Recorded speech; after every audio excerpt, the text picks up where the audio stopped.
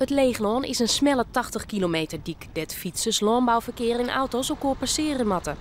Derdel fietsen is soms gewoon eng. Er komen wel heel vaak van die auto's del, vooral vrachtwagen, en die zuig je vooral heel erg naar je taart. Dus dat is wel gevaarlijk. Nou ja, je denkt soms best wel eng, want ze rieden heel hard naast je. En soms ben je wel mensen die denken er wel om, maar soms dan zit ze heel dicht op je. En dat is nevens de werkgroep Fietspaad Leeglaan vierst niet te gevaarlijk. Joet giet symbolisch de eerste skepper de groening. In 2012 moet het paad er echt lissen.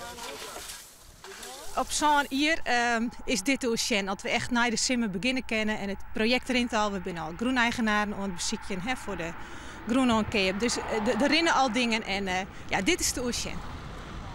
Door de financiële problemen van de gemeente op Waasterhim wie er geen geld voor het fietspaad. Toch had de werkgroep onhouden als stoorruim. Mooi als resultaat dat de provincie het nou betalen zal.